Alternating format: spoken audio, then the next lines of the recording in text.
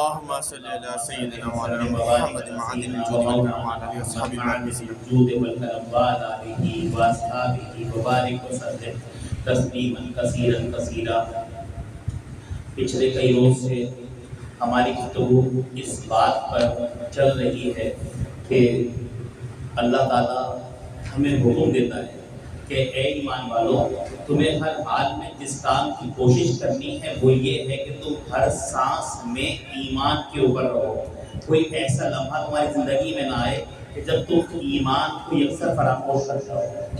جب تم کسی گناہ کا ارتکاب کرو تو فوراً تمہیں اپنے رب کا خیال آئے۔ یہ ایمان پر ہونے کی علامت ہے کہ بندہ جب گناہ کا ارتکاب کرے تو فوراً اسے اپنے رب کا خیال آئے۔ یہ رب تعالیٰ کا اپنے بندے سے کلام ہے، مومنین سے، کہ وہ ہر حال میں وہ بس اس بات کی کوشش کریں کہ وہ ایمان پہ رہیں اور ایمان پر ہی انہیں موت آئے، کیونکہ فلاح اور کامیابی اسی کے لیے ہے جسے ایمان پہ موت آئی۔ فلاح اور کامیابی اس کے لیے ہے جسے ایمان پر موت آئی۔ اللہ تعالیٰ ہماری کوششوں کو ایمان کے سانچے میں ڈالتے ہیں۔ ہم کوشش کرتے ہیں اور سمجھتے ہیں کہ ہم صحیح کر رہے ہیں۔ ہر شخص یہ کوشش کرتا ہے کہ ایمان پہ رہے، اور وہ جو کر رہا ہوتا ہے سمجھتا ہے یہی ایمان ہے۔ جو بندہ کر رہا ہوتا ہے وہ سمجھتا ہے یہی ایمان ہے۔ ہر شخص کی یہی بات ہے، ہر فرقے کا یہی مزاج ہے۔ وہ جو کر رہے ہیں وہ سمجھتے ہیں یہی ایمان ہے۔ جو انسان خود کر رہا ہے بس یہ صحیح تو ہے، یہی تو دین ہے۔ جو کر رہا ہے اسے وہ دین سمجھ رہا ہوتا ہے، اس کی فہم، اس کی سمجھ میں وہ چیز دین ہوتی ہے۔ حقیقت الحال جو دین ہے اسے ہمیں ضرورت ہے سیکھنے کی۔ سورہ فرقان کے اندر نبی کریم صلی اللہ علیہ وآلہ وسلم کے بارے میں ارشاد ہے، وقال رسول یا ربی ان قوم اتخذوا ھذا القرآن مجہورا۔ اللہ تعالیٰ اس آیت کے اندر جو بات فرما رہا ہے وہ یہ فرما رہا ہے، اور رسول عرض کرے گا بلا شبہ میری قوم نے اس قرآن کو بالکل نظر انداز کر دیا۔ یہ نبی علیہ السلام کا لیے بات ہے کہ اللہ کے حبیب صلی اللہ علیہ وسلم یہ بات کہی، اور اس کے کئی تفاسیر ہیں، کئی معنی ہیں۔ ایک تفسیر جو ابن کثیر سے آج پیش کر رہا ہوں، اس میں علامہ الدین ابن کثیر رحمۃ اللہ تعالیٰ علیہ فرماتے ہیں کہ رسول اللہ صلی اللہ علیہ وسلم نے اپنی اللہ تعالیٰ کی بارگاہ میں عرض کی، ان لوگوں نے اس قرآن کو بالکل نظر انداز کر دیا۔ حضور عرض کر رہے ہیں اللہ سے کہ انہوں نے قرآن کو بالکل نظر انداز کر دیا ہے، کیونکہ جب قرآن پڑھا جائے تو مشرکین نہ خاموشی اختیار کرتے ہیں اور نہ سے غور سے سنتے ہیں۔ یہ بات ہوئی مشرکین کے بارے میں، جنہوں نے سنا نہیں۔ قوم تو رسول اللہ کی ہے، وہ بھی قریش میں سے ہیں، وہ بھی بنی اسماعیل میں سے ہیں، وہ بھی عدنان کی اولاد میں سے ہیں، تو کوئی کسا کی اولاد میں سے، تو کوئی مرہ کی اولاد میں سے، تو کوئی کلاب کی اولاد میں سے ہے تو اسی نسل میں سے، لیکن قرآن کو نظر انداز کر دیا۔ نہ غور سنتے ہیں بلکہ دوسروں کو شروغل کرنے پر اکساتے ہیں۔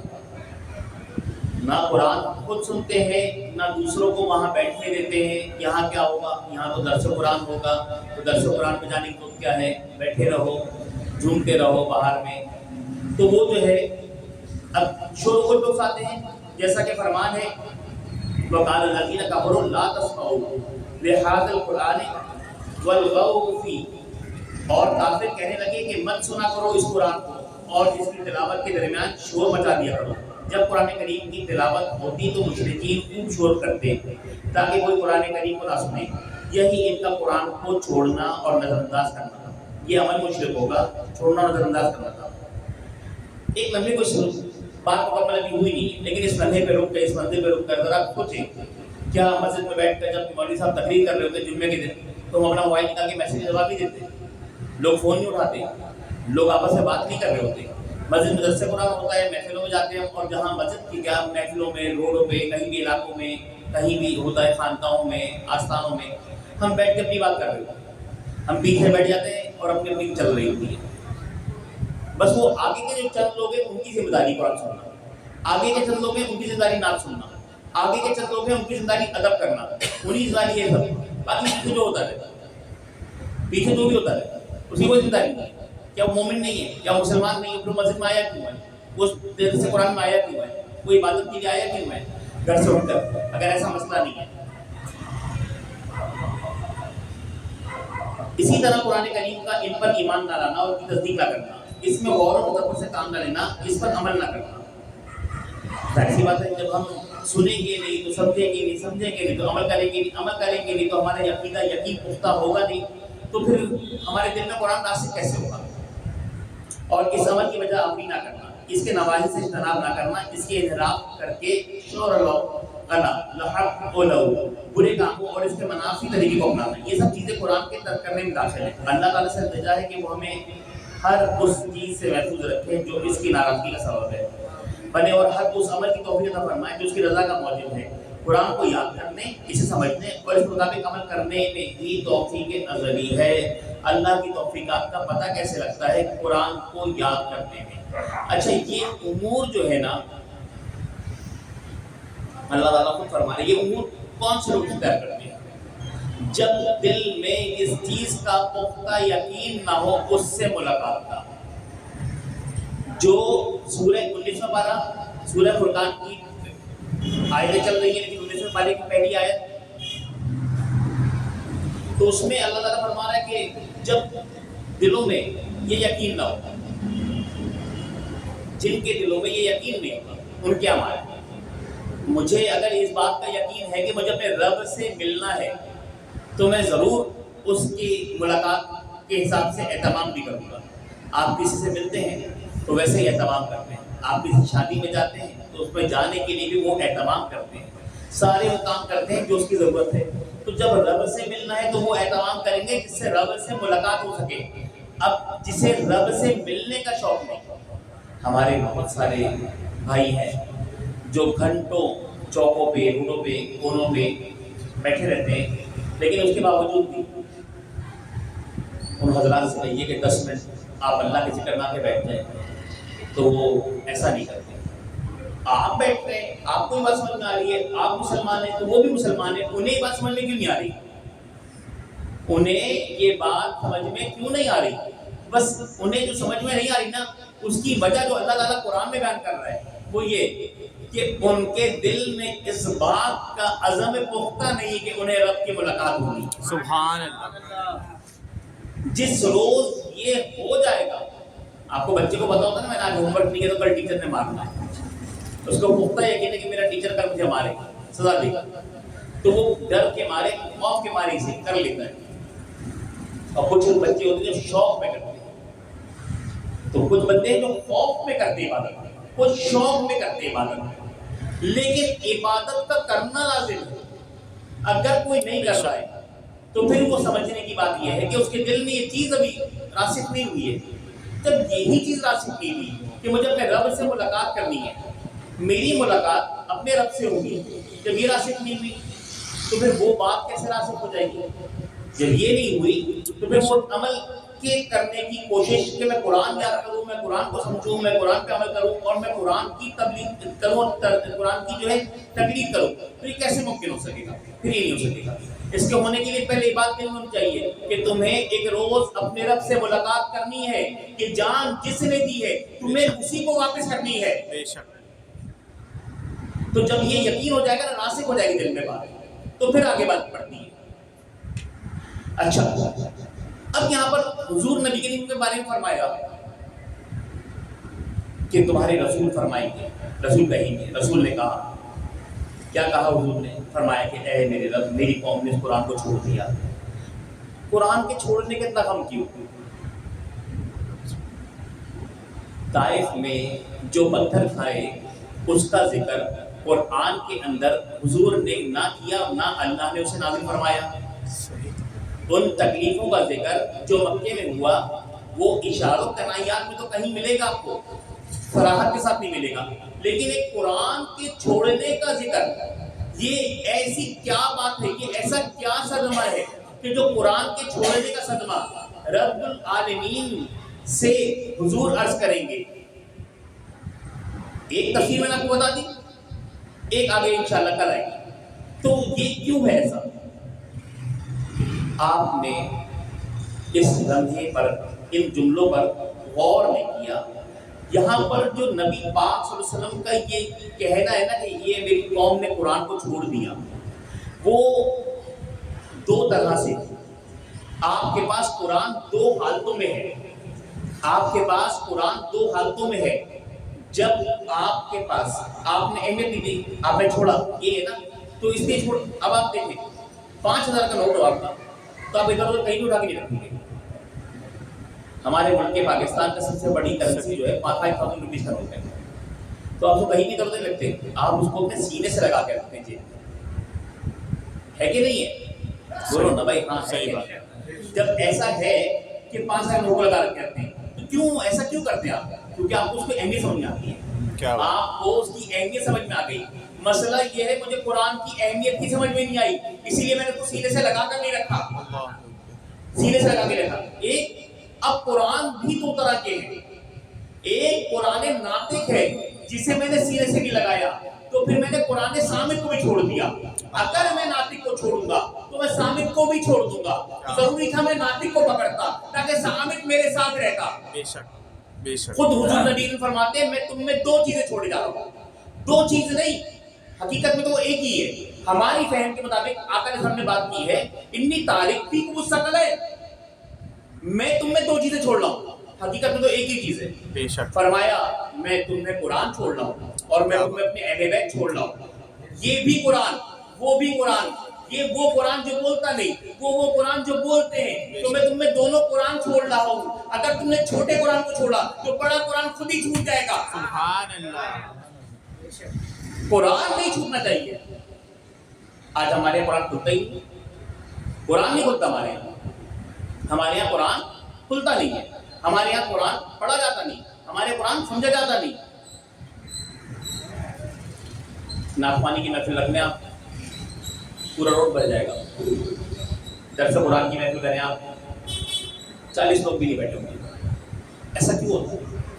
آج ہمارے جمعوں کا حال یہ ہے, خطیب بیچارہ خطبہ دے رہا ہوتا ہے, جب شروع کرتا ہے تو 4 لوگ بیٹھے ہوتے ہیں, 8 10 12 15 بیٹھے ہوتے ہیں, سوائے چند ایک آدھ جگہ پہ. اور اس کے بعد آہستہ آہستہ وقت گزر رہا ہوتا ہے. اسی نماز کا وقت قریب آتا ہے, خطبہ اس وقت ختم ہونے والا ہوتا ہے, وہ اپنے ممبر سے اترنے والا ہوتا ہے, مسجد بھر جاتی ہے, لوگ نہیں آتے. یہ قرآن سے بے رغبتی ہے. یہ قرآن سے بے رغبتی ہے کہ انسان کو اتنی بھی رغبت نہیں قرآن سے کہ وہ قرآن کے ساتھ پاؤں لگائے تاکہ وہ قرآن سنے سمجھے. یہ قرآن سے بے رغبتی ہے. اب اگر وہ منزل سمجھ میں آ جاتی ہے پہلی والی, تو دوسری منزل آسان ہو جاتی ہے. اب یہ جو غم کی منزل ہے نا, وہ یہی ہے. ہم غم حسین مناتے ہیں. غم حسین تو ہم بعد میں مناتے ہیں. غم کی منزل یہ ہے کہ اگر ہماری فہم اس قرآن تک پہنچ جاتی تو یہ قرآن کربلا میں زمین پر ورق ورق بچھا ہوا نہ ہوتا. کیا بات ہے. یہ جو قرآن کربلا میں بچھا ہے نا, یہ اس وجہ سے بچھا ہے کہ جب ہم نے اسے چھوڑا نا تو یہ خود بخود چھوٹ گیا. نبی علیہ السلام فرماتے نا کہ حیا ایمان کے ساتھ, جس میں سے حیا نکل کے اس میں سے ایمان بھی نکل گیا. بے شک. ایک نکلتی دوسرا خود نکل جاتا ہے, ایک کے ساتھ دوسرا لازم و ملزوم ہے. آپ بے حیا ہو جائے, آپ میڈیا پہ ٹک ٹاک پہ اس پہ بے حیا اختیار کر لیں, پھر دیکھیں آپ کے اندر سے دوسرا خود نکل جائے گا. امام فرماتے ہیں کہ جو شخص نوافل چھوڑنے کا عادی, ہمارے یہاں بڑی کامن سی بات ہے, تو نفل نماز ہے نا چھوڑ دی, تو اس کی سنتیں غیر موقعہ چھوٹنے لگتی ہیں. اور پھر جو سنتیں غیر موقعہ تھوڑے, یہ تو اثر کی سنت ہے نا, تو یہ تو غیر موقعہ, یہ تو عشاء کی سنت ہے غیر موقعہ ہے. تمہیں کیا پتا موقع اور غیر موقع کا فرق؟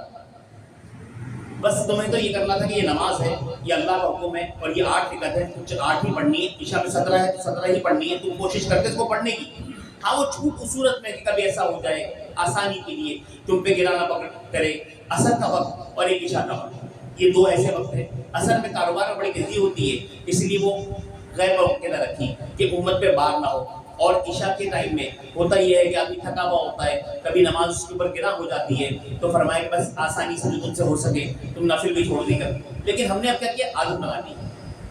اور جب جس کی عادت غیر موقع کو چھوڑنے کی ہو جائے, پھر اس کی سنت موقع چھوٹنے لگتی ہے. جس کی سنت موقع چھوٹنے لگے پھر اس کی واجب تک ہونے لگتے ہیں, اور جس کی واجب تک ہونے لگے پھر اس کے فرض بھی چھوٹ جاتے ہیں. ایسا ایسا بندہ پورا بے نمازی ہو جاتا ہے, بندہ پورا بے نمازی ہو جاتا ہے. ایک دوسرے کے ساتھ جڑا ہوا ہے. ٹرین کا ایک ڈبہ دوسرے میں یوں جڑا ہوتا ہے. آپ جب ایک کو چھوڑ دیتے ہو دوسرا کو چھوٹ جاتا ہے. ضرورت نہیں ہے صرف ایک کو چھوڑنے کی ضرورت ہے. تو آہستہ آہستہ چھوٹنے لگتی چیزیں. دین ہمارے ساتھ اسی طرح سے, دین میں ساری چیزیں ایسی جڑی ہوئی آپس میں. جب آپ چھوڑنے لگتے ہیں ایک کو دوسرا خود چھوٹنے لگتا ہے, دوسرا چھوڑتے تیسرا چھوٹ جاتا ہے. آہستہ آہستہ بندہ بے دین ہوتا ہے, آہستہ آہستہ بندہ بے دین ہو جاتا ہے. اللہ ماشاء اللہ. تو اس لیے ہم جو قرآن کی اتنی اہمیت پر زور دیتے ہیں, سارے علماء کرام جو قرآن کی طرف دعوت دیتے ہیں, قرآن کی تبلیغ کرتے ہیں, قرآن کے ارشاد کرتے ہیں, قرآن کا واعظ کرتے ہیں, قرآن سمجھانے کی کوشش کرتے ہیں, وہ صرف اسی لیے کہ آپ نے اسے چھوڑ دیا تو سب چھوٹ جائے گا. دین قائم ہے. یہ جو ہے نا ربط پیدا کرتا ہے, قرآن ربط پیدا کرتا ہے, وجود کے اندر بھی وجود کے باہر بھی. وجود کے اندر ربط ایسا پیدا کرتا ہے کہ رب دل میں سما جاتا ہے. کیا بات ہے. وجود کے اندر جو رب ہے وہ دل میں سما جاتا ہے, اور باہر میں ایسا پیدا کرتا ہے کہ ایک ہوں مسلم حرم کی پاسبانی کے لیے. فرد قائم ہے ربط ملت سے, تنہا کچھ نہیں. تو یہ جو ربط ہے نا یہ بہت ضروری ہے, اور یہ ربط آتا قرآن سے. قرآن میرے اندر اور باہر کو یکساں کرتا ہے. سبحان اللہ. یہ یکساں ہی کرے گا. جب تک ہوگا نہیں مسئلہ حل ہو سکتا نہیں. میں لاکھ کوشش کر لوں, جب تک یہ مسئلہ حل نہیں ہوگا وہ مسئلہ حل ہوگا نہیں. مسئلہ حل کرنے کے لیے مجھے قرآن کو اپنے ساتھ لگانا پڑے گا. علامہ اقبال رحمۃ اللہ تعالیٰ نے کہ ایک دوست آئے ملاقات کے لیے, اور آپ نے چارپائی کے ساتھ ایک ٹیبل رکھی ہوئی تھی, اس پر کچھ کتابیں رکھی ہوئی تھیں اور ایک قرآن شریف رکھا ہوا تھا. دوست نے کہا کہ اقبال تم نے قرآن شریف کو ادھر ہی ٹیبل پہ سے رکھ دیا. ہمارے تو قرآن کی عزت کرنی چاہیے نا, اور ہم تو محبت والے لوگ قرآن کی عزت کرتے تو ہم قرآن کو اٹھا کے رکھ دیتے ہیں تاکہ کسی کا ہاتھ نہ جائے, کوئی اس کو اتار نہ سکے, پڑھ نہ سکے. اٹھا کے رکھ دو. ہر عید کے عید, شبیرات کی شبیرات ہم صفائی کر لیں گے, بس صحیح ہے, ڈسٹنگ ہو جائے گی, اس کے صاف ستھرا کر کے نئے زندان میں رکھ کے لپیٹ کے اوپر رکھ دو. نیچے نہیں رکھنا کہ کہیں ہاتھ لگ جائے اور پڑھ لے کوئی. ہم تو اٹھا کے رکھتے نہیں, تو ہمارا خاندانی وتیرہ ہے, مسلمانوں کا خاندانی وتیرہ ہے. سارے مسلمین کی بات کر رہا ہوں, یہ تمام مقادر فکر قرآن اٹھا کے زیادہ رکھا جاتا ہے. تو اقبال رو پڑے. انہوں نے کہا اقبال ایسا کیا کہہ دیا میں نے تجھ سے, اقبال میں نے تجھ سے ایسا کیا کہہ دیا کہ تم رو رہے ہو, تم رو رہے ہو. میں نے تم سے یہی کہا کہ تم نے اپنے برابر کی ٹیبل پر قرآن رکھا ہوا ہے, خود ادھر لیٹے ہو چارپائی کے برابر میں قرآن رکھا ہوا ہے, یہ کیا ہے حکمت قرآن کی, تم رونے کی کیا بات تھی اس پہ. کہنے لگے او میرے نادان دوست تو مجھے یہ بتا, اگر کوئی بندہ لنگڑا ہو تو اس کی بیساکھیاں کہاں ہوتی ہیں, ان کے چارپائی کے ساتھ. انہوں نے کہا او مسلمان لنگڑا ہے قرآن کے بغیر, اس کی بیساکھی قرآن ہے. وہ قرآن کے بغیر بھی مسلمان چل سکتا ہے کیا؟ آج اسے چھوڑ کے بھی سارے کے سارے فلاسفر بنے ہوئے, سارے کے سارے مفتیوں عالم بنے ہوئے. ارے قرآن کو چھوڑ کے تمہیں کیا ملے گا؟ مسئلہ تو قرآن کے ساتھ ہے. تم اسے جب تک اپنے ساتھ جوڑو گے نہیں تم کچھ آگے بڑھ سکتے نہیں. جنہوں نے, جن کے نام ہے نا, بچوں کی سائنس کی کتاب اٹھائیں, ورلڈ وائڈ بتایا جاتا ہے دنیا میں جو ماڈرن پیریڈ ہے نا وہ 16 سینچریز میں شروع ہوا ہے. ابھی 2026 چل رہا ہے. 1600 صدی کا جب وہ 17ویں صدی شروع ہوئی تو وہاں سے یہ ماڈرن پیریڈ شروع ہوا ہے. یعنی ماڈرن پیریڈ وہ انگریز سائنٹسٹ کا دور ہے. اس سے پہلے 600 سال پہلے یعنی 6 صدی ہجری, یعنی کہ عیسیٰ علیہ السلام کے گزرنے کے 6 سال کے بعد 600 سال وہ دن ہے جب قرآن کا نزول ہوا. پہلی وحی آ رہی ہے وہ 6 صدی ہجری میں, اور اس کے بعد لے کر 1000 سال تک 16ویں صدی ہجری میں 1000 سال تک یہ کیا کہتے ہیں, یہ کہتے ہیں یہ مسلم پیریڈ ہے. مسلم پیریڈ ہے تو 1000 سال تک مسلمانوں کا راج رہا, سائنس پہ بھی, دنیا میں بھی, اور ہر بات پہ بھی. ایسا کیسے ہوا؟ صرف قرآن کی وجہ سے. وہ قرآن پڑھتے تھے تو دنیا میں ان کا نام ہو گیا, اور ہم تاریخ قرآن, ہم برباد ہوئے تاریخ قرآن ہو کر. ہم جو قرآن کو ہم نے چھوڑ دیا نا, ہم اب یورپین سائنٹسٹ کی وہ پڑھتے ہیں, اور اس سے پوچھا تو نے یہ بات کہاں سے سیکھی, تو کہتا ہے قرآن سے. وہ فلسفہ کہاں سیکھا, تو کہتا ہے جابر بن حیان سے, ابن خلدون سے, الرازی سے, فارابی سے, ان سے سیکھا. انہوں نے کہاں سیکھا؟ انہوں نے تو قرآن سیکھا تھا. ان کی لکھی ہوئی بکس آج یورپین یونیورسٹیز کے اندر, ہارورڈ میں, آکسفورڈ کے اندر رکھی ہوئی ہے, پڑھائی جاتی ہے. اور ہمارے بچوں کو یونیورسٹی میں, ہمارے ہمارے جد ہمارے بڑے جو ہمارے لوگ مسلم سائنٹسٹ تھے ان کی کتاب پڑھ کے جس نے کتاب لکھی اس کی کتاب ہمیں پڑھائی جاتی ہے. یہ کیسا ظلم ہے, یہ کیسا ظلم ہے, اور کیسی یہ بے اطلاعی کہ ہم اپنوں کے کارناموں کو ہائلائٹ نہیں کرتے, ہم دوسروں کی بات کرتے ہیں, ہم غیروں کی بات کرتے ہیں. تو بس جب تک اس قرآن کو ہم ہاتھ میں نہیں لیں گے, ہم ہاتھ میں نہیں لیں گے, ہمارا مسئلہ حل نہیں ہوگا. اور وہ قرآن جس سے نبی کریم صلی اللہ علیہ وسلم نے سینے سے لگایا, وہ کون سا قرآن, وہ کون سا قرآن ہے جس حضور نے سینے سے لگایا؟ یہ قرآن اس شکل میں تو حضور کے زمانے میں تھا ہی نہیں, یہ تو تھا ہی نہیں اس طرح سے. قرآن تو نبی علیہ السلام کے زمانے میں کسی ایک پرچے پر, کسی ایک پتے پر, کسی ایک درخت کی چھال پر, کسی ایک چمڑے کے ٹکڑے پر, کسی ایک ہڈی پر اس طرح لکھا ہوا اور صحابہ میں بکھرا ہوا تھا. یہ تو صدیق اکبر کے زمانے میں, جنگ یمامہ کے بعد جب مسلمہ کذاب سے جنگ ہوئی ہے اس کے بعد تو صدیق اکبر کے زمانے میں عمر بن خطاب نے کہا کہ صدیق اس طرح تو سارے 700 حفاظ صحابہ شہید ہو گئے, 700 حافظ صحابہ شہید ہو گئے.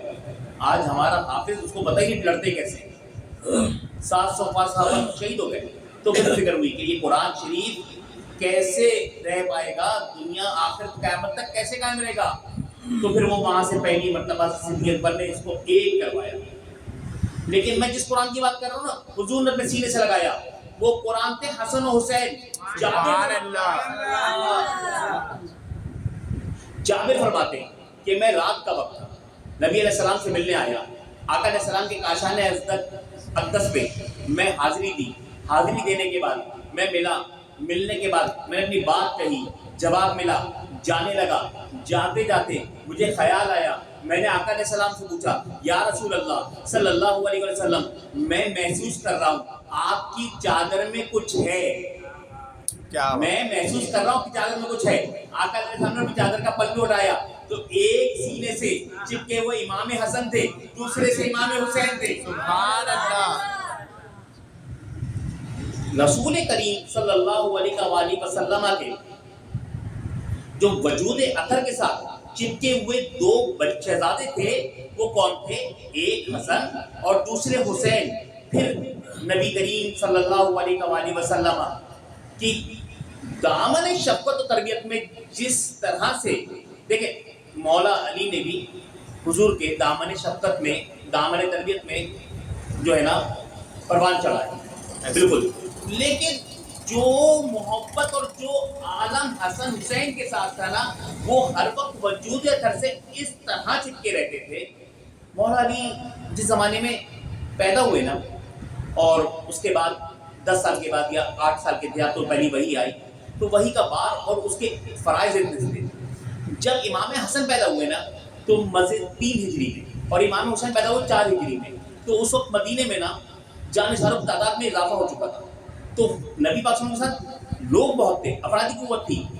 تو حضور نبی نے کو یہ ہر وقت شہزادے اپنے ساتھ حضور کے ساتھ رہتے تھے. اب کیا ہے, مولا علی رضی اللہ عنہ سے زیادہ انہوں نے جو فیض اس طرح سے پایا کہ انہوں نے وجود صرف زبان سے حدیث سن کے صحابی نہیں بنے, زبان سے علم سیکھ کے نہیں بنے, صرف ہاتھ سے دکھا کر نہیں بنے. یہ وجود میں چپک کر رسول اللہ کے جسم اثر کے ہر حصے کا فیض امام حسن حسین نے پایا. اب یہ جو ایک جگر کی سائڈ سے لگا ہوا ہے, ایک دل کی سائڈ سے لگا ہوا ہے, تو وہ وجود میں سے جو شعاع نکل رہی ہے نا, جو نوری شعاعیں رسول اللہ کے جسم نکل رہی ہیں, وہ منتقل ہو رہی ہیں حسین کے جسم اثر میں. اب وہ وجود میں منتقل ہو رہی ہیں, وہ وہاں سے وہاں جا رہی ہیں. یہ حالت ہے. تو ان حضرات کے کو جو حاصل ہوا نا شرط, وہ کسی کو حاصل نہیں ہوا. اور حضرت خاتون جنت اور مولا علی کے دونوں شہزادے جنت کے سردار قرار پائے. بے شک. آج لوگ بہت ساری اس میں بات کرتے ہیں, لیکن سرداران جنت یہ 2 ہیں, الحسین الحسن والحسین سید شباب اہل الجنہ. حسن و حسین جنتی جوانوں کے سردار ہیں, یہ نبی علیہ السلام نے فرمایا. اور پھر فرماتے ہیں یہ دونوں هذه ان ابنائی و ابنتی اللہم احیاء فاحیا و احب من یحیا. یا یہ میرے دونوں میرے بیٹے اور میری بیٹی کے بیٹے. حضور نے دونوں بات واضح کر فرمایا, میں ان کا جد یعنی کہ میری بیٹی کے بیٹے ہیں اور آخر میں ہوں، یہ علی کے بیٹے ہیں اور آخر میں ہوں، جد میں ہوں، نسب دونوں طرف سے، دادا کی طرف سے بھی نسب رسول اللہ کو جاتا ہے، نانا کی طرف سے نسب رسول اللہ کو جاتا ہے. کہہ رہے ابو طالب ان کے جد نہیں ہے، میں ان کا اسبا ہوں دونوں طرف سے، یعنی کہ دادا کی طرف سے بھی اسبا میں، نانا کی طرف سے اسبا میں. پھر فرماتے ہیں کہ یہ دونوں میرے بیٹے اور میری بیٹی کے بیٹے، یعنی کہ میری بیٹی کے تو بیٹے ہیں لیکن یہ میرے بھی بیٹے ہیں، یہ میرے بھی بیٹے ہیں.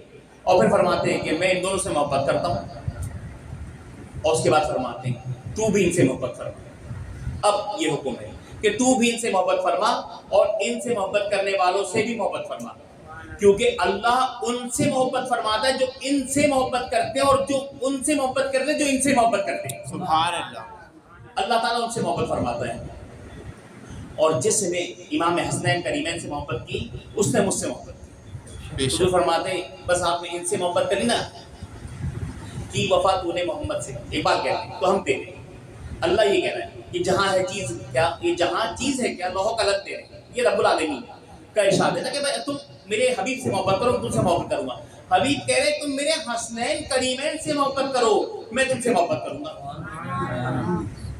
اللہ کہہ رہا ہے تم میرے محبوب سے کرو، محبوب کہہ رہے تم حسنین سے کرو، حسن و حسین سے محبت کرو، میں کروں گا. اور جس نے ان سے دشمنی کی اس نے مجھ سے دشمنی کی. تو حضرت خاتون جنت آئیں مرض الوفات کے اندر، حضور نبی کریم صلی اللہ علیہ وسلم کا وقت ظاہر آخری تھا، ایام تھے آپ کے آخری ایام تھے دنیا میں. تو ان ایاموں کے اندر آپ آئیں اور کہنے لگی کہ یا رسول اللہ صلی اللہ علیہ وسلم یہ دونوں آپ کے بیٹے ہیں، انہیں کسی چیز کا وارث کر دیجیے. یہ دونوں آپ کے بیٹے ہیں، کسی چیز کا وارث فرما دیجئے. تو امام حسن کے لیے فرمایا کہ حسن کے لیے میری ہیبت اور سرداری ہے، میری حیبت اور سرداری ہے. حسین کے لیے میری بہادری اور سخاوت ہے. حسن کے لیے جو حیبت اور سرداری ہے اس کا معاملہ سنیں آپ. حضرت عبداللہ بن زبیر بن عوام رضی اللہ عنہ، حضرت عبداللہ بن زبیر بن عوام رضی اللہ عنہ صحابی رسول ہے اور صحابی رسول کے بیٹے امام حسن کے ساتھ بیٹھے ہیں. یہ میں ہیبت اور سرداری بتا رہا ہوں جو حضور نے دی ہے، حضور نے دی ہے اس کو سمجھانے کی کوشش کر رہا ہوں میں ہیبت اور سرداری کو. عبداللہ بن زبیر جو کہ بڑے دوستانہ مراسم میں امام حسن حسین سے، امام حسن پہلی بار آئے ہیں مسند ارشاد پر اور وہ ان کے ساتھ بیٹھے ہوئے ہیں اور سردی کا موسم ہے اور عرب کی سردی ہے اور انتہا کی سخت سردی ہے، بڑی ٹھنڈک کا عالم ہے. اس سخت سردی کے اندر حضرت عبداللہ بن زبیر رضی اللہ عنہ سر جھکا کے بیٹھے. امام حسن نے اپنی پوری بات کی، آپ سر جھکا کے بیٹھے. بس دیکھنے والے نے دیکھا کہ یوں کرتے، تھوڑی دیر بعد پسینہ پوچھتے، پھر چادر نیچے چھوڑ دیتے، پھر تھوڑی دیر بعد یوں اٹھاتے، پسینہ پوچھتے، پھر چادر چھوڑ دیتے. حضرت امام حسن نے اپنی بات کی، مجلس ختم ہو گئی، چلے گئے اٹھ کے. حضرت عبداللہ بن زبیر جانے لگے. پوچھنے والے نے پوچھا اے عبداللہ بن زبیر رک جاؤ یار، میرے جانے سے پہلے ایک مسئلہ کر رہا ہے. انہوں نے کہا بولو کیا مسئلہ ہے. انہوں نے کہا کہ یار اتنی سردی ہے، اتنی سردی کے عالم میں تم بار بار پسینہ پوچھ رہے تھے، ایسی کیا بات ہو گئی؟ یہ تمہیں کس وجہ سے صورتحال تھی تم بار بار پسینہ پوچھ رہے تھے؟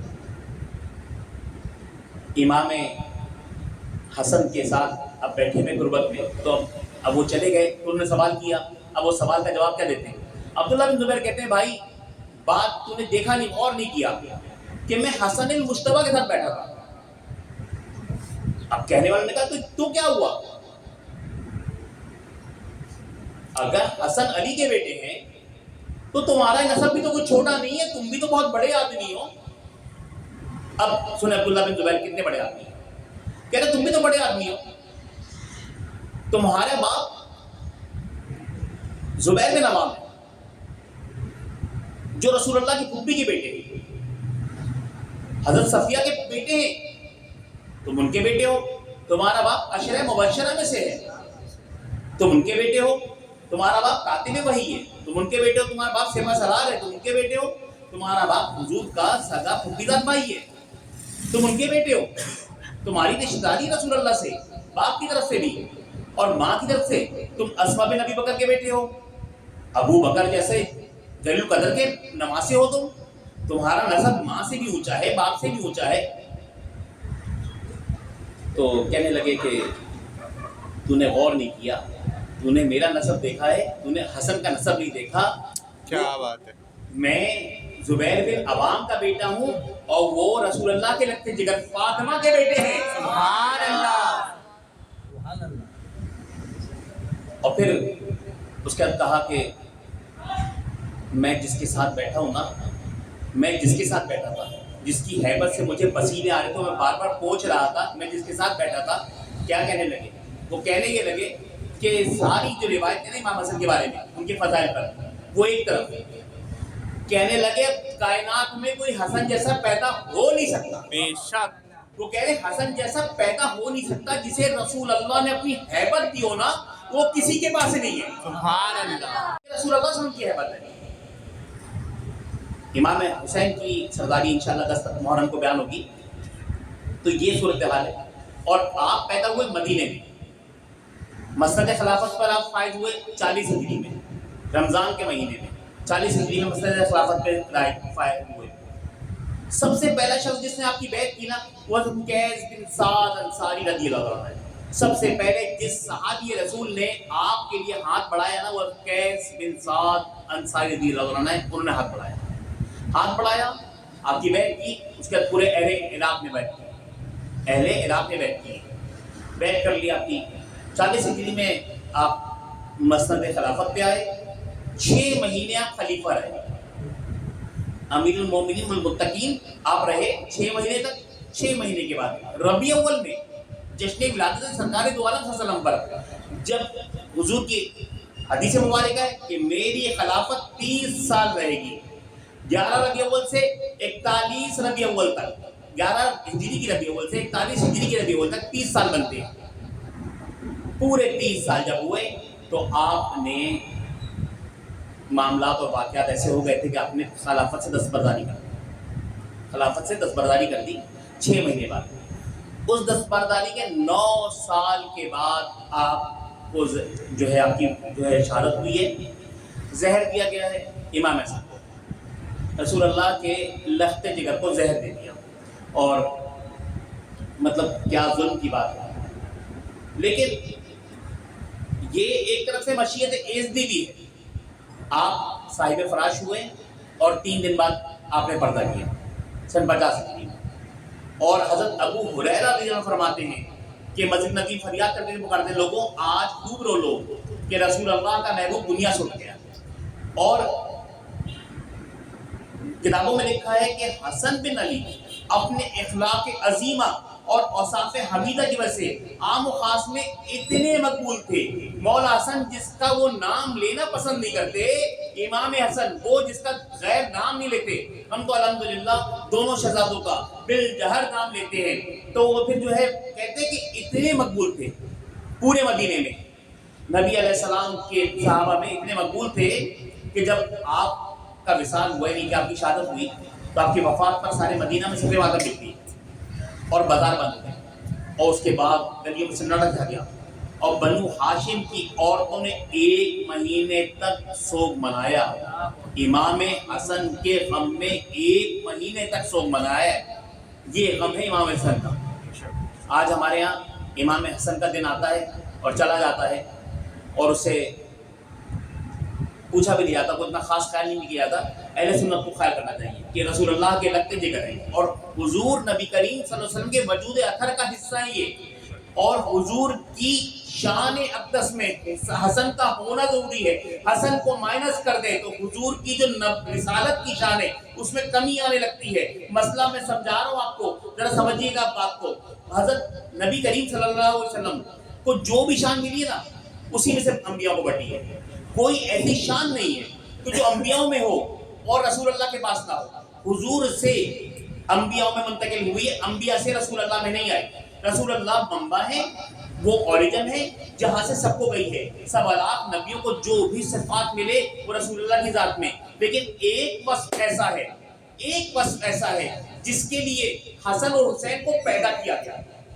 حضور کی اس شان کو مکمل کرنے کے لیے جو پیدا کیا گیا نا حسن حسین کو، وہ وصف کو سنیں کیا ہے.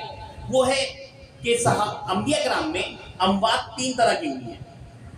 ایک نبی وہ ہیں جو اپنی طبعی موت دنیا سے گئے. دوسرے انبیاء وہ ہیں جنہیں یہود و نصارہ نے کفار و مشرکین نے قتل کر دیا. تیسرے نبی وہ ہیں جنہیں شہید تو کیا گیا لیکن کسی تلوار نیزے یا بھالے سے نہیں کیا گیا, انہیں زہر دیا گیا, انہیں زہر دے کر شہید کر دیا گیا. وہ تیسرے ہیں. اب جب وہ تیسرے ہیں, وہ تین کیٹیگری ہے. حضور نبی کریم صلی اللہ علیہ وسلم کی وصال کسی ایک کنڈیشن پہ ہونا تھا, دو کنڈیشن رہ جانی تھی. تو حضور نبی کریم صلی اللہ علیہ وسلم کو اللہ نے طبعی موت عطا فرمائی, طبعی موت عطا فرمائی. اب جو یہ دونوں کنڈیشن باقی رہ گئی تھی, تو امام حسن کی شہادت سری سے اور امام حسین کی شہادت جہری سے حضور کے وہ دونوں منصب پورے ہوتے ہیں. اس طرح وہ شہادت عظیمہ امام حسن اور حسین کی نہیں ہے, بے شک وہ شہادت رسول اللہ کی شہادت ہے. سبحان اللہ. حضور کی شہادت ہے, یہ شہادت میرے آقا علیہ السلام کی شہادت ہے. اب اس کے ظاہری اوصاف دنیا میں دے دیے گئے تھے. ظاہری آؤٹسپیکٹس کیا دیے؟ خیبر میں یہودی عورت نے آپ کے گوشت میں زہر ملایا تھا. زہر کھانے سے جو شہادت ہوتی ہے, تو کھایا آپ نے گوشت تھا, شہادت ہوئی حسن کی, شہادت ہوئی حسن کی. اور سنیں, احد کے مارکے میں جو دندان مبارک کی چوٹ لگی, جو تکلیف پہنچی, جو سر پھٹا, جو کچھ ہوا, ان چوٹوں سے ہی شہادت ہوتی ہے, ان تکلیفوں سے, گھاؤ سے ہی شہادت ہوتی ہے. وہ گھاؤ تو لگے احد میں, لیکن شہادت ہوئی کربلا میں. تو اب یہ شہادت بالواسطہ یا بلا واسطہ دونوں صورتوں میں ہے رسول اللہ صلی اللہ علیہ وسلم کی. تو یہ ہے رسول اللہ صلی اللہ علیہ وسلم کی. تو نسل اسماعیل کے اندر ایک ہی نبی آئے, نسل اسحاق میں لاکھوں نبی آئے, اور یہاں ایک ہی نبی آئے. وہ ایک نبی رسول خدا تھے, اور ان کی شہادت عظمیٰ کے درجے پر فائز ہونے کے لیے ان کو دو بیٹے عطا کیے گئے. ایک کا نام حسن تھا, دوسرے کا حسین تھا. سبحان اللہ. اب جو ایک کو بھی چھوڑتا ہے وہ اس کے ساتھ بے وفائی کرتا ہے. بے شک. ایک کو بھی نہیں چھوڑے, حسن و حسین دونوں کو رکھے. ایک بار درود پڑھ لیں محمد والے. اللہم صلی علی محمد وعلی آل محمد کما صلیت علی ابراہیم وعلی آل ابراہیم انک حمید مجید. محمد وعلی محمد درود ہو, برکات ہو, جن کا ذکر ہمیں رب کے قریب کر دیتا ہے, جن کا ذکر ہمیں رب کے قریب کر دیتا ہے. ہمارے گناہ, ہمارے اعمال ہمیں رب سے دور کرتے ہیں, اور ان کا ذکر, ان کے اوصاف حمیدہ ہمیں رب سے قریب کرتے ہیں. صرف ہم نام لیتے اور سنتے اور سناتے ہیں, اس ذکر ان کو قریب کر دیتا ہے. اب سنیں, جب امام حسن چھوٹے تھے, حسنین کریم ہے, تو انہوں نے عید پر کپڑے کی ضد کی. یکم شوال کی رات آ گئی اور کہہ رہے ہیں کل عید کا دن ہے, آج چاند رات ہے, کل عید ہوگی. مما جان ہم نے تو نئے جوڑا ہی پہننا. امام حسن نے کہا کہ مجھے ہرے رنگ کا جوڑا چاہیے, اور امام حسن نے کہا مجھے لال رنگ کا جوڑا چاہیے. یہ اپنی طبیعت سے نہیں مانگ رہے, انہیں بھی بحکم وحی الہی پتہ ہے. بحکم وحی الہی پتہ ہے. صحابہ کے اندر ایمان لانے کی تین کیٹیگری ہے. اس میں ایک کیٹیگری الہامی کیفیات ہے صحابہ کی, کہ صحابہ کو اللہ نے الہام کیا کہ تم کلمہ میرے حبیب کا پڑھ لے. سبحان اللہ. تو یہ وہ اصحاب میں سے ہیں جو وجود اطہر ہیں, ان کے اوپر الہام کی کیفیت بدرجہ اتم سب سے اعلیٰ ہے. بے شک.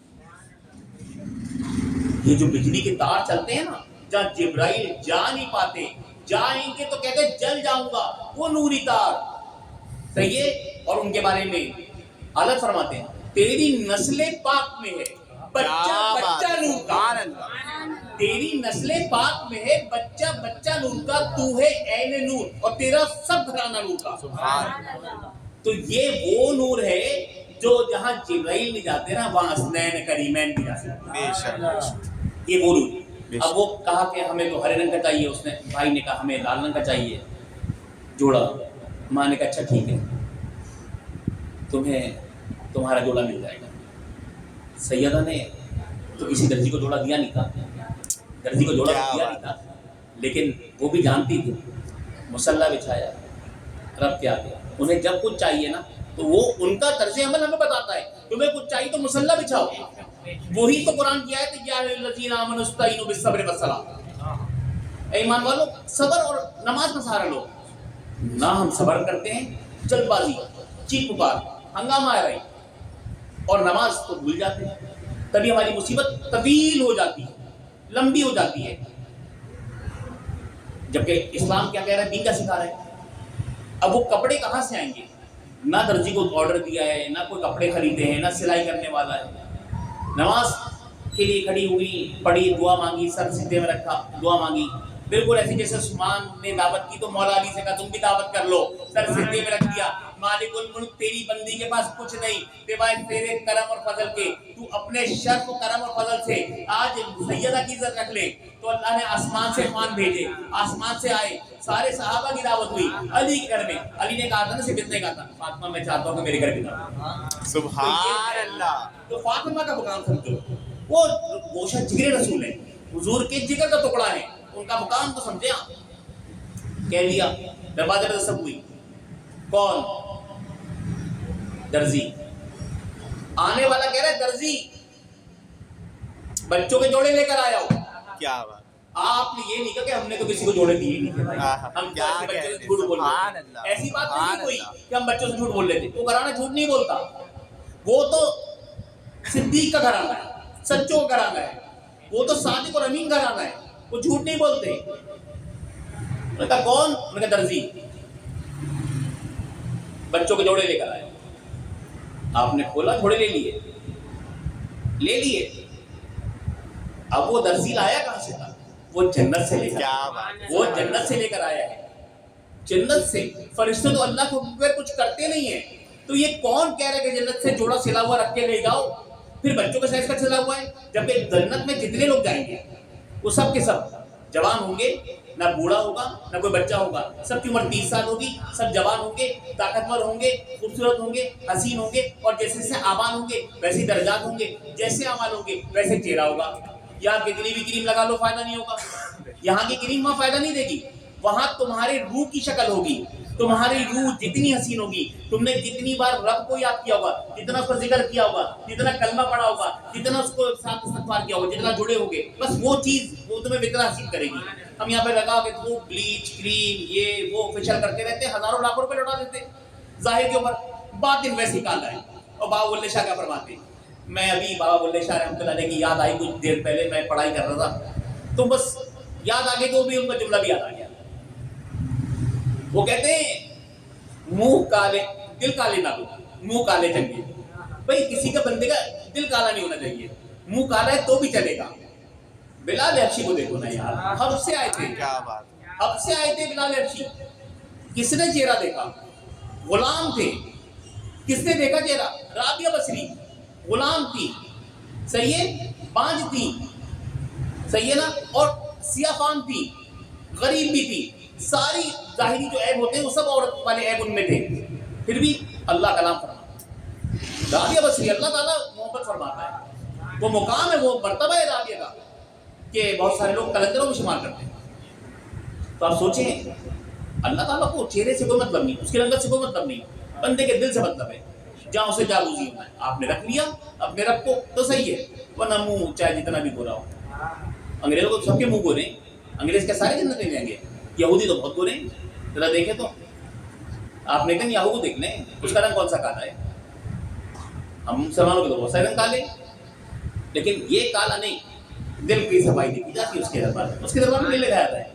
تو اللہ تعالیٰ نے کہا جنت سے، اللہ کے حکم سے جنت سے جوڑا لے کے جاؤ.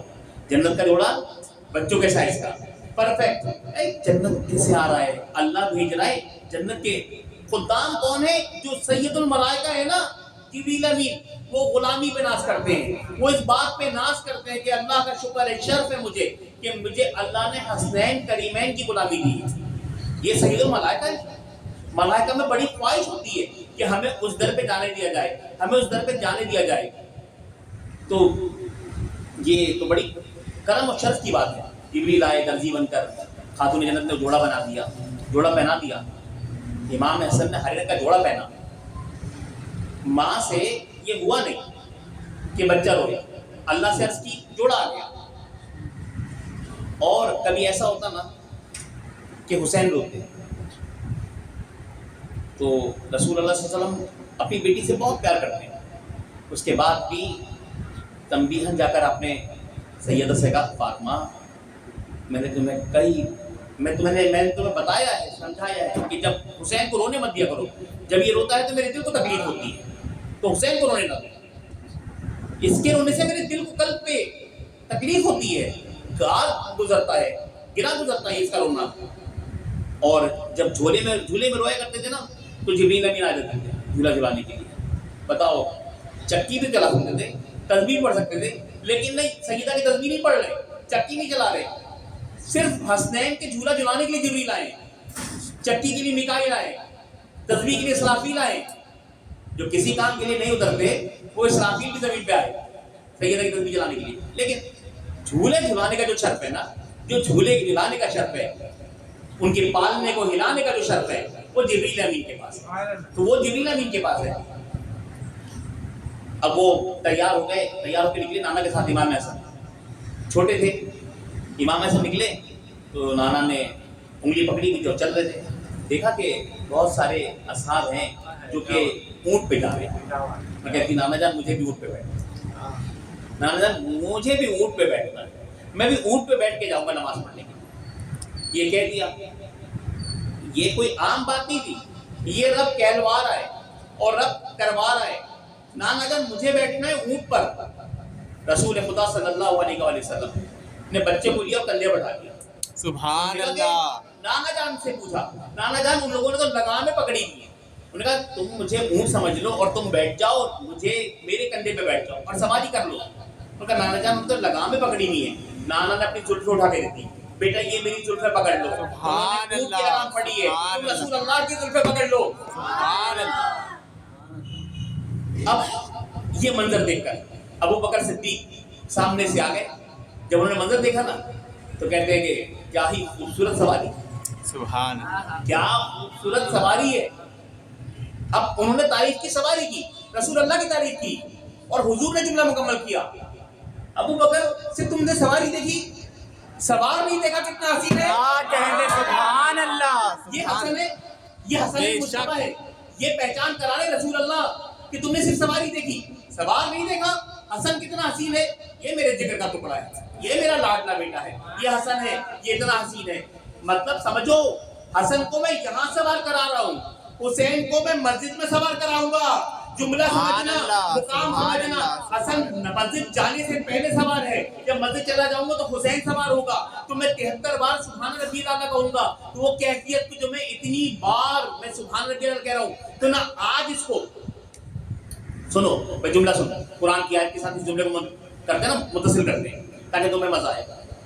آج جو میں نے حسن کو کندھے پہ بیٹھایا ہے, تو یہ بھی اپنی مرضی سے نہیں بیٹھایا, اور کل حسین کو جو سجدے میں نہیں اتاروں گا تو وہ بھی اپنی مرضی سے نہیں اتاروں گا. سبحان اللہ. کیونکہ اللہ تعالیٰ فرما رہا ہے وَمَا يَنطِقُ عَنِ الْهَوَىٰ إِنْ هُوَ إِلَّا وَحْيٌ يُوحَىٰ. یہ حبیب تو کچھ کہتے ہی نہیں, جو کہتا نہ ہو رب کی مرضی سے, وہ کرے گا کیسے. سبحان اللہ.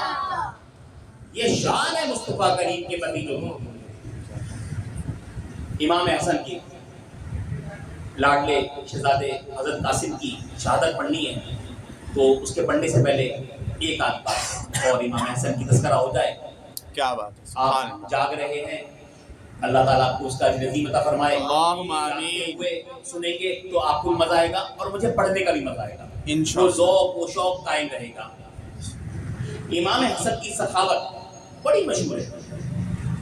امام حسن کی سخاوت بڑی مشہور ہے.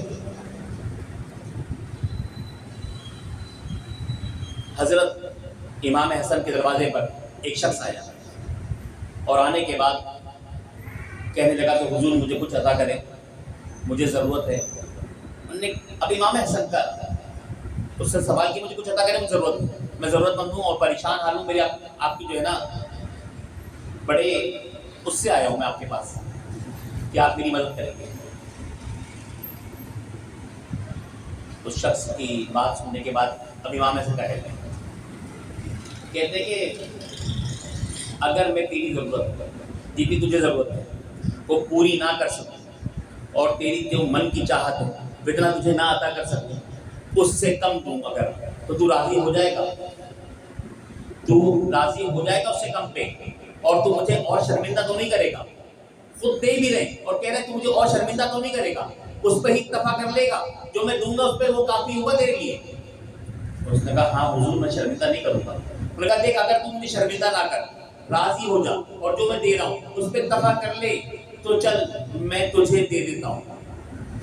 خادم کو بلایا، پوچھا کہ میں نے تمہیں 3 لاکھ درہم دیے تھے، اللہ ان میں سے کچھ بچے ہیں؟ اس نے کہا ہاں بچے ہیں۔ انہوں نے کہا جتنے بچے ہیں سارے لے آؤ۔ وہ 50,000 درہم لے کر آیا، 50,000 درہم لے کر آیا۔ وہ 50,000 درہم لے کر آیا، 1000 درہم بہت ہوتے، 500 درہم بہت ہوتے۔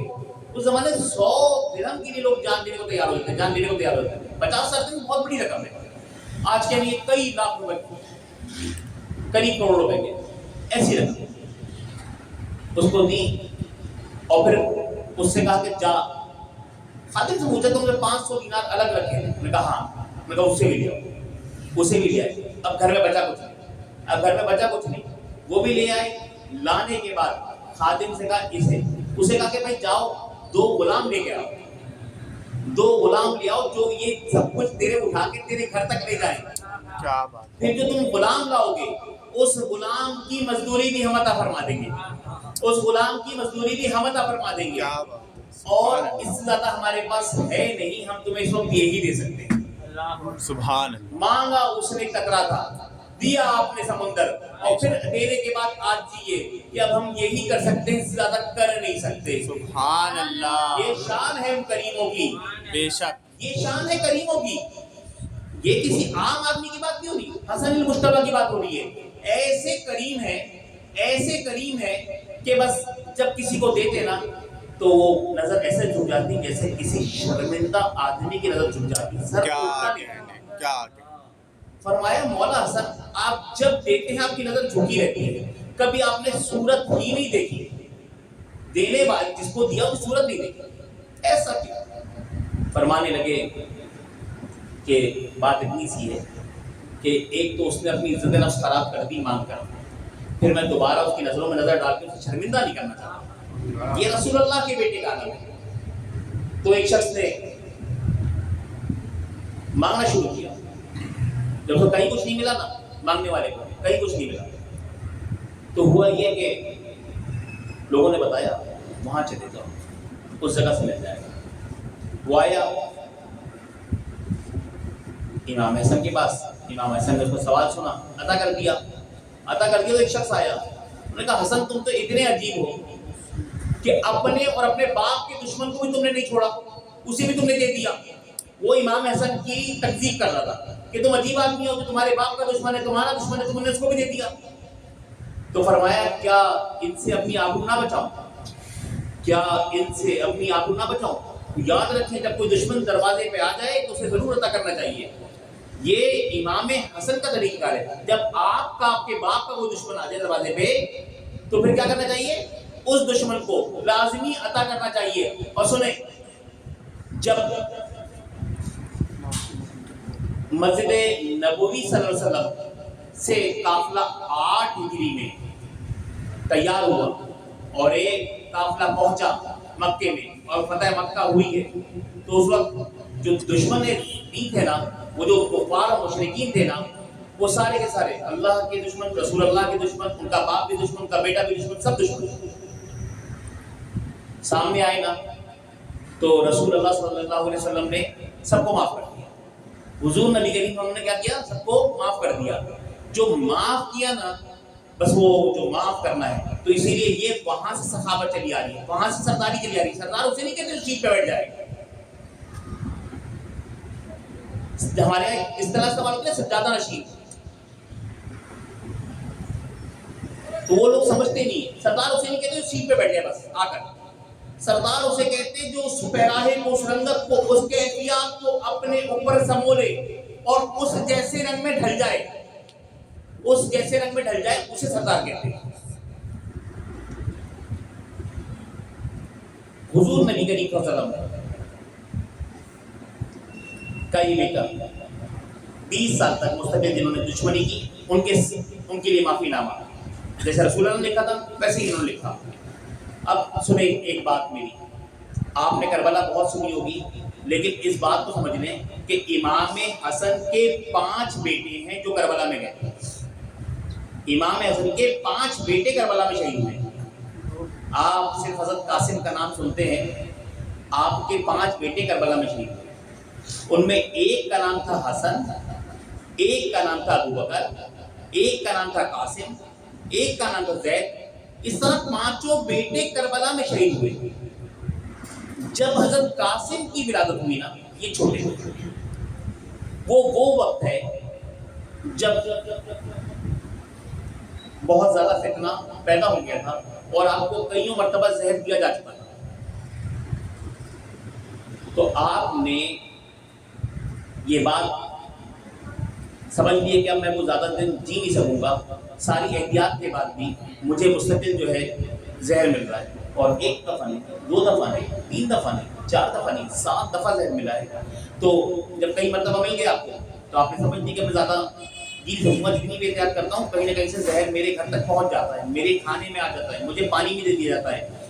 मैंने बहुत एहतियात कर ली, उसके बाद भी तो आपने एक तारीफ हज़रत उमर फरवा से जो बेटा हुआ कासिम, बाकी भी हज़रत उमर फरवा के बेटे तीनों भी, इसमें 2 अज़वाज के बेटे शामिल आपके, 2 बीवियों के बेटे हैं जो करबला में शहीद हुए। तो हज़रत उमर फरवा के जो बेटे हज़रत कासिम जब पैदा हुए तो आपने उनको एक तावीज़ दी। हमारे यहाँ तावीज़ लिखा जाता है किस लिए कि मुश्किल को हल कर देगा, किसी की परेशानी हल हो जाएगी। और वहाँ पर उन्होंने तावीज़ ये लिखा कि मेरे भाई ये खत बना में हुसैन इब्न अली, यानी हुसैन इब्न अली के नाम खत है, और अस तरफ हसन इब्न अली, हसन की तरफ से। और क्या है कि भाई जब तुम अशकिया के नरमों में गिर जाओ तो मेरा बेटा कासिम उस रोज ये तुम्हारे लिए मेरी तरफ से कुर्बानी, तो इसे मेरी तरफ से अपनी जान से पहले कुर्बान कर देना, इसे जाने की याद दे देना। आपने लिख दी, हालात वाक़यात आपके जहन में थे। करबला जो है ना सबके जहन में थी, क्योंकि तिरमिज़ी शरीफ की हदीस है, नबी अलैहि सलाम ने बचपन में सबको बता दी थी। तो करबला पूरे अरब में पता थी सबको कि ये होनी है। तो वो कासिम जिनको ताबीज़ लिखा, 3 साल के थे कम हो गए जब वालिद ने दुनिया से पर्दा कर दिया। 3 साल के हर कासिम। अरब का कायदा ये है कि वो खद्दर पहना करते हैं, अरब खद्दर पहना करते हैं, मोटे कपड़े पहनते हैं, खद्दर पहनते हैं, वो उनका कल्चर है। जैसे हमारे लिबास और केपी के लिबास में बहुत फ़र्क है, तो हर तरह के लिबासों का फ़र्क है ना। इस तरह से वो वहाँ पे अरब का लिबास का कल्चर है, वो खद्दर पहना करते हैं। लेकिन कासिम की नाजुक बदनी इतनी मशहूर थी कि वो अरब के रहते हुए भी वो सूती कपड़ा पहना करते, जिन्हें खद्दर उनके जिस्म पर एलर्जी करता था, उनको खद्दर रास नहीं आता, खद्दर नहीं पहने। हद कासिम वक्त गुजरता रहा, चचा की ज़ेर तरबियत ज़ेर साया परवान चढ़ते रहे। अब जब 13 साल के हुए तो उसको वो चचा के साथ करबला में था। अब 13 साल के बेटे हसन के और करबला में चचा के साथ 1 तारीख 2 तारीख 7-8 मुहर्रम के बाद एक दिन बात होने लगी। हज़रत अब्बास, हज़रत अली अकबर, ओनो मोहम्मद, हज़रत कासिम, सब बात होने लगी। तो कहा कि हज़रत अब्बास कहने लगे पहले मैं जाऊँगा, अगर उसके बाद जंग बाकी रही तो तुम लोग भी चले जाना, पहले मुझे शहादत पाने दो। लेकिन मैंने कहा नहीं, मेरे बाबा के मुँह की प्यास से तो पहले मैं जाऊँगा। ये शौक़ शहादत, ये शौक़ शहादत है जो लेके जा रहा है, खींच रहा है उस तरफ, मकतब की तरफ। मैं लेके जाऊँगा, मैं पहले जाऊँगा। अली अकबर ने कहा और मोहम्मद ने कहा। कासिम ने कहा कि नहीं, सबसे पहले मेरा जाने का हक बनता है, इसलिए कि आप सबके वालिद जिंदा हैं, علی اکبر کے بھی والد زندہ ہیں، مولانا محمد کے بھی والد زندہ ہیں، سب کے والد یہاں موجود ہیں، سب کے والدین حیات ہیں، میں وہ ہوں جو یتیم ہوں، مجھ پر کوئی رونے والا نہیں ہے، مجھے کہاں دیتے ہیں اپنے چچا پہ قربان ہونے کے لیے، پہلا حق میرا بنتا ہے کہ میں اپنے چچا پہ قربان ہونے چل جاؤں۔ قاسم نے عباس نے اپنے بھتیجے کو سینے سے لگا دیا، بیٹا یہ بات امام حسین تک نہیں چلی گئی۔ قاسم یہ سوچ امام حسین نے کہا میں اپنے بھتیجے کو بھی زندگی میں نہیں جانے دوں گا۔ امام حسین کا فیصلہ یہ تھا نہ بھتیجے کو نہ بھانجے کو، کسی کو بھی زندگی میں کوئی مشقت اٹھانے نہیں دوں گا، کوئی مشقت اٹھانے نہیں دوں گا، لانے نہیں دوں گا، میں یہ میرے خون کے پیاسے میں اپنی جان دے دوں گا، میں یہ واپس چلے جاؤں گی۔ آہستہ آہستہ وقت گزرا، 10 کا دن، صبح ہوئی، اصحاب گئے، انصار گئے، اس کے بعد خاندان نے جب نبوت کا وقت آیا نا تو قاسم نے کہنے لگے کہ حضور میں جانے لگا۔ اب وہ جو حضرت قاسم نے یہ بات مولا حسین سے کہی جو انہوں نے سینے سے لگایا پیار کیا، انہوں نے کہا نہیں بیٹا تم تو میرے بھائی کی نشانی، تمہیں میں کیسے بھیج سکتا ہوں، تم بیٹھ جاؤ۔ پھر دوسری بات، تیسری بات، اب حضرت قاسم روتے ہوئے گئے اپنی والدہ کے پاس کہ والدہ محترمہ مجھے چچا حسین جنگ میں جانے جاتی ہے۔ والدہ نے کہا نہیں بیٹا جاؤ کوشش کرو تمہیں جانا ہے۔ پھر ایک دم اچانک والدہ کو کوئی بات یاد آئی، انہوں نے کہا کہ بیٹا تمہارے باپ نے ایک تعویذ تمہارے بازو پہ باندھا تھا جب تم 3 سال کے تھے، اور یہ کہا تھا کہ جب بہت سخت پریشانی کا وقت آئے تو اسے کھول کے پڑھ لینا، میں سمجھتی ہوں اس سے زیادہ پریشانی کا کوئی وقت ہوگا نہیں، تم اسے کھول لو۔ تعویذ بازو کا کھول دیا گیا، جب بازو کا تعویذ کھول دیا گیا تو دیکھا اس تعویذ کے اندر وہ خط لکھا تھا جو بھائی حسین کے نام تھا، وہ خط پڑھا تو والدہ بھی رو پڑی، بیٹا بھی رو پڑا۔ اب آئے چچا کو بلایا اندر، آئے بھابھی سے نے خط دیا کہ یہ تمہارے بھائی کا خط ہے۔ اس غریب الوطنی کے اندر ایک خط ملنا بھی بھائی حسن کا اتنی بڑی تسلی و دلاسا تھا۔ امام حسین نے خط کو سینے سے لگایا، پڑھنے کے بعد آنسو بہانے لگے، پھر بھتیجے کو لگایا سینے سے، بھتیجے کو سینے سے لگانے کہنے لگے کہ بیٹا اب تو میں مجبور ہوں کہ یہ میرے پیر و مرشد کا حکم ہے، یہ میرے بھائی کا حکم ہے، یہ میرے سید و سردار حسن کا حکم ہے کہ میں تجھے جانے دوں۔ اب حسن کا امام حسن کا امامہ ماں نے باندھا، حسن کا بیٹا ہے، حسن کا امام باندھا، حسن کی تلوار دی، نانا علی المرتضیٰ کا پٹا کمر میں باندھا۔ وہ بچے نے جب تلوار پہن کر چلنا شروع کیا امام حسن کی تو بچے کا قد اتنا تھا کہ تلوار زمین پہ لکیر کھینچتے ہوئے جا رہی ہے۔ اب آپ سوچیں 13 سال کا بچہ تلوار زمین پہ لکیر کھینچ رہی ہے، کربلا کی میدانی زمین لکیر کھینچتی ہوئی جا رہی ہے۔ آئے حضرت عباس نے اٹھا کر گھوڑے پہ بٹھایا، سوار کیا۔ اب سوار کیا گھوڑے پہ تو دونوں زین میں پاؤں جا نہیں رہے، دونوں جو ہے رکابوں میں پاؤں جا نہیں رہے تھے، رکابیں نیچے تھی اور بچے کے پاؤں اوپر تھے، لگام پکڑی چلے گئے۔ اب یہ جو مقتل کی طرف گئے تو آپ نے اپنا رجس پڑھا کہ میں حسن کا بیٹا، میں سردار کا بیٹا اور علی کا پوتا، اپنی بتائی خاندان بتایا، میں شیروں کے خاندان سے اور میں شیر کا بچہ۔ اب جسے جہنم میں پہلے جانا ہے وہ میرے سامنے پہلے آ جائے۔ کیا کہنے، سبحان اللہ، صحیح ہے نا بھائی؟ جسے جہنم میں پہلے جانا ہے وہ پہلے آ جائے، جسے جلدی ہے۔ جذباتی ہو گئی، یزیدی سامنے آیا، آتے ہی آپ نے وہ مجاہدانہ وار کیا ہے، حسن کی تلوار نے، علی کے بٹے، علی کے نواسے نے، پوتے نے وہ کام کیا، گردن کاٹ کے رکھ دی، دوسرا آیا، تیسرا آیا، اس طرح کئیوں یکے بعد نکلے۔ تماشا دیکھنے والا تھا کہ ایک چھوٹا سا بچہ، یہ بڑے بڑے سپہ سالار جو اپنے آپ کو بنتے ہیں، کئیوں جنگوں میں لڑ کے آ چکے ویل ٹرینڈ آفیسرز ہیں یہ یزیدی فوج کے، گاجر اور مولی کی طرح کاٹ دیا اس بچے نے۔ اور اس کے بعد بصر میں ساتھ کمانڈر ان چیف کا حکم آیا، یہ علی کا پوتا ہے، اسے اپنے پر قیاس نہیں کرنا، یہ تمہاری طرح نہیں ہے، اس کی رگوں میں خون علی مرتضیٰ کا ہے۔ بے شک، سبحان اللہ، یہ حسن کا بیٹا ہے جس کی ہیبت پوری زمانے پر ہے، ایک اکیلا حسن کھڑا ہو۔ حضور نے کہا میں نے حسن کو کس بات کے لیے کیا ہے؟ میں نے کیا تھا فرمایا ہیبت اپنی. تو پورا زمانہ اگر مخالف ہو جاتا نا امام حسن کے تو ایک اکیلے اس کی ہیبت پورے زمانے پہ غالب آئی. زمانے کے دل میں قوت نہیں تھی کہ حضرت حسن کی ہیبت سنبھال سکے. یہ حسن کا بیٹا ہے, یہ حسن کا بیٹا ہے. ابھی سامنے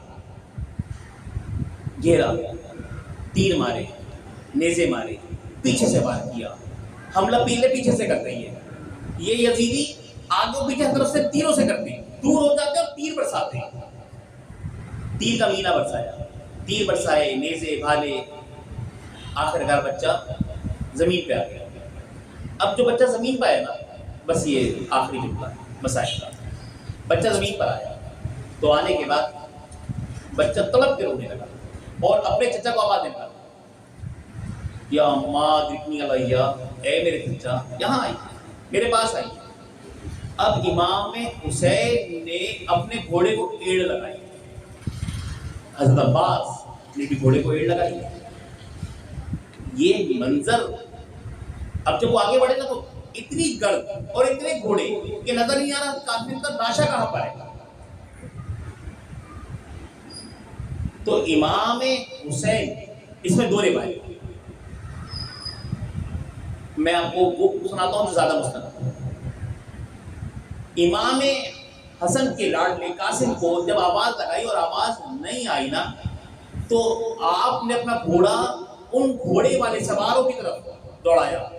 جب پیچھے سے ڈاک سنی نا امام حسین کی اور حضرت عباس کے گھوڑے کی تو وہ سوار تیزی سے بھاگنے لگے. اب بدحواس ہو گئے. جب وہ بھاگے نا تو ان کے گھوڑے اس مظلوم کربلا حضرت قاسم کے اوپر سے ہوتے ہوئے اس طرف بھاگ گئے جہاں یزیدی لشکر تھا. پہلے گھیر لیا تھا, اب ادھر سے حسین آئے تو گھوڑے نے بھاگنا شروع کیا تو حضرت قاسم پہ سے. تو حمید ابن مسلم جو راوی ہے ان روایتوں کا, جس نے کربلا پوری روایت کی ہے, وہ کہتا ہے کہ تقریباً 500 گھوڑے تھے جو امام حسن کے اوپر, حسن کے لاڈلے قاسم کے اوپر سے گزر گئے. جو گزرے نا تو اب امام حسن جب وہ پہنچے اس طرف نا تو گھوڑے کے جانے کے بعد امام حسن جس جگہ پہنچے وہ قاسم کا لاشا نہیں تھا. بس یاد رکھو, قاسم کا لاشا نہیں تھا. گھوڑے کے جانے کی وجہ سے قاسم کا لاشا نہیں تھا, وہ ٹکڑوں میں بٹ گیا تھا. ایک انسان نہیں تھا, وہ کئی ٹکڑے تھے. امام حسن نے یہ منظر دیکھا, بچے کے سر کو سینے سے لگایا, اپنی ابا کی چادر زمین پہ رکھی, وہ ٹکڑے اس میں جمع کیے, سب کو 2 ہاتھ سے اٹھایا تھا, اس کو چادر میں اٹھایا اور ان ٹکڑوں کو لا کر حضرت ام فروا کے دروازے پہ رکھا. فروا یہ لو تم راضی ہو جاؤ کہ تمہارے بیٹے نے مجھ سے پہلے میری خاطر اپنی دادی کے پاس پہنچ کر جنت کا شربت پی لیا. وہ شیر دل خاتون تھی جس سے پتا تھا کہ میرا شوہر نہیں ہے. اس کا شوہر نہ ہونا بیوہ عورت, وہ کہتی میرا سہارا تو یہ بچے, 4 بچے تھے, چاروں دے دیے. ام فروا نے 4 بچے دے دیے, وہ 4 بچے دے دیے کربلا کے بعد. اور اس کے بعد اس کے اوپر سجدہ شکر ہے. کمال تو یہ ہے کہ اب بندہ تڑپ جائے, روئے, گریہ زاری کرے, آنسو بہائے, نہیں, مالک سجدہ شکر ہے کہ تو نے یہ توفیق عطا فرمائی کہ میرے بچوں نے بھی حسین کی بھی اجازت عطا فرمائی. جب وہ سیدہ ہو کر, سیدزادی ہو کر, ان کی اولاد سید ہو کر, حسن کے بیٹے ہو کر جب وہ جان دے کر یہ کرتے ہیں تو آج ہمارا کیا حال ہے؟ ہم تو گریہ زاری بھی نہیں کر پاتے, ہم تو کھل کے گریہ زاری بھی نہیں کرتے کہ لوگ کیا کہیں گے, یہ رو رہے ہیں. اگر اب بھی نہیں روگے تو کب روگے؟ وہ کون سا وقت آئے گا اہل ایمان کے لیے کہ اس سے زیادہ کون سی ظلم کی واقعات ہوگی, وہ بربریت کا کون سا واقعہ ہوگا جو 61 ہجری میں کربلا کے میدان میں ہوا. اب وہ تاریخ میں قیامت تک وہ کہیں نہیں ہوگا. بس یہ ایک آخری بات تھی جو ظلم کی انتہا تھی کربلا, تو قرب اور ابتلا کی جو انتہا تھی وہ کربلا ہے. جو حسین اور ان کے اصحاب گزار گئے وہ کربلا ہے. اجرکم اللہ علی رحمۃ اللہ قوم الظالمین واخر دعوانا ان الحمد للہ رب العالمین.